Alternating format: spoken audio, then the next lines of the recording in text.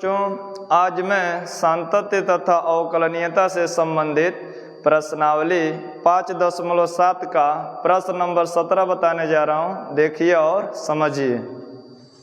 प्रश्न नंबर 17 है, यदि y बराबर tan इनवर्स x का होल स्क्वायर है तो सिद्ध कीजिए कि x स्क्वायर प्लस 1 का whole square into y2 plus 2x into x square plus 1 y1 बराबर 2।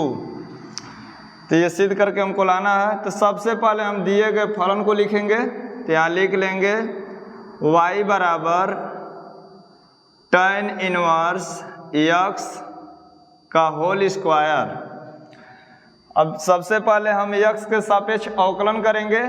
तो लिखेंगे x के सापेक्ष अवकलन करने पर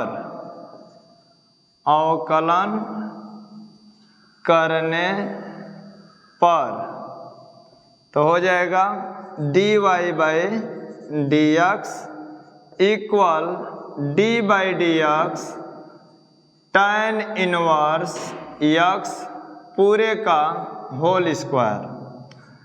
जब अवकलन करेंगे तो पहले घात का अवकलन करेंगे। तो देखिए यहाँ पर tan इनवर्स x पर 2 घात है, तो इसका अवकलन जब करेंगे तो ये 2 घात शुरू में आ जाएगा और जितना घात रहता है उसमें से 1 घट जाता है। तो 2 में से 1 घटाएंगे तो 1 हो जाएगा।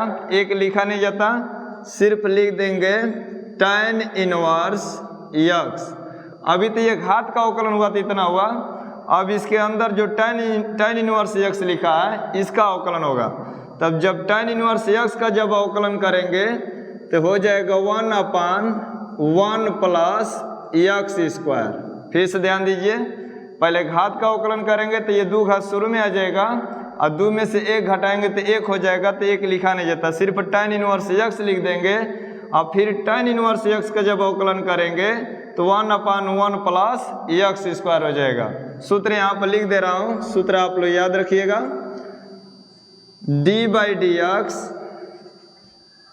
x के पावर n का सूत्र होता है n x के पावर n माइनस 1। जो घात होता है वो शुरू में आ जाता है, जितना घात रहता है उसमें से 1 घटा देते हैं। तो ये सूत्र आप याद रखिएगा। और एक सूत्र है d by D x tan inverse x। तो d by D x tan inverse x का सूत्र होता है 1/1 प्लस एक्स स्क्वायर। इन्हीं दोनों सूत्रों का प्रयोग इसमें किए हैं, दोनों सूत्र याद रखिएगा। अब देखिए dy बाई डी एक्स को हम लिख सकते हैं y1, ये प्रथम कोटि का अवकलज है। तो dy बाई डी एक्स को y1 लिख सकते हैं। अब इससे हम क्रॉस मल्टीप्लाई कर देंगे, मतलब तिर्यक गुणा करेंगे तो हो जाएगा x square plus 1 into y1। इसको हम एक्स स्क्वायर को पहले लिख दिए हैं और प्लस करके 1 को आगे लिख दिए हैं। बराबर में लिखेंगे 2 tan इनवर्स x। अब ये प्रथम कोटि का अवकलज हुआ है। अब द्वितीय कोटि का अवकलज निकालेंगे तो लिखेंगे पुनः x के सापेक्ष अवकलन करने पर तो हो जाएगा d by D x x square plus 1 into y1 equal 2 गुणांक शुरू में लिख देंगे 2 into D by D x tan inverse x। अब ध्यान दीजिए, इसमें 2 फलन है। एक फलन है एक्स स्क्वायर प्लस 1 और दूसरा फलन है y1। तो 2 फलनों के गुणनफल वाला सूत्र लगा देंगे। तो देखिए 2 फलनों के गुणनफल का सूत्र होता है प्रथम फलन इंटू द्वितीय फलन का अवकल गुणांक प्लस द्वितीय फलन इंटू प्रथम फलन का अवकल गुणांक। तो इसी सूत्र पर रखिए।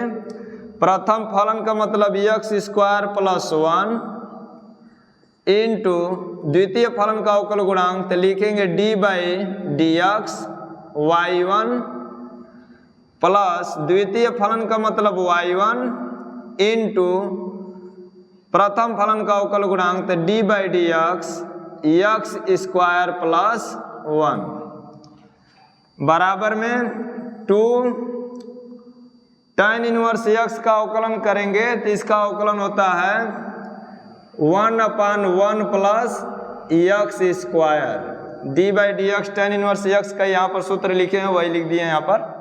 अब देखिए अब लिखेंगे एक्स स्क्वायर प्लस 1 y1 का जब अवकलन करेंगे x के सापेक्ष तो इसको हम लिख देंगे y2 प्लस y1 और एक्स स्क्वायर का अवकलन करेंगे तो 2x हो जाएगा और एक का अवकलन करेंगे तो 0 क्योंकि अचर का अवकलन 0 होता है तो यहाँ पर एक्स स्क्वायर का अवकलन 2x हो जाएगा एक का अवकलन 0 बराबर 2 एकम 2 बटा में 1 प्लस एक्स स्क्वायर। अब यहाँ से देख लीजिए तो देखिए अब इसे हम तिर्यक गुणा कर देंगे क्रॉस मल्टीप्लाई। तिर्यक गुणा का मतलब क्रॉस मल्टीप्लाई इंग्लिश में बोलते हैं। जब क्रॉस मल्टीप्लाई करेंगे तो ये दोनों सेम टू सेम है तो जब सेम टू सेम है तो इसको हम गुणा करेंगे तो घात जुड़ जाएगा तो लिखेंगे एक्स स्क्वायर प्लस 1 का whole square x square plus 1 का whole square into y2 plus इसमें गुणा करेंगे तो लिखेंगे 2x x square plus 1 into y1 बराबर में 2 बचा है तो यहाँ पर लिख देंगे बराबर 2। यही हमको सिद्ध करना था यहाँ पर लिख देंगे इति सिद्धम। इति सिद्धम का अर्थ होता है यही सिद्ध हुआ। तो बच्चों यदि मेरा वीडियो आपको पसंद आता है तो इसे लाइक कीजिए, चैनल को सब्सक्राइब कीजिए तथा अधिक से अधिक इसको शेयर कीजिए।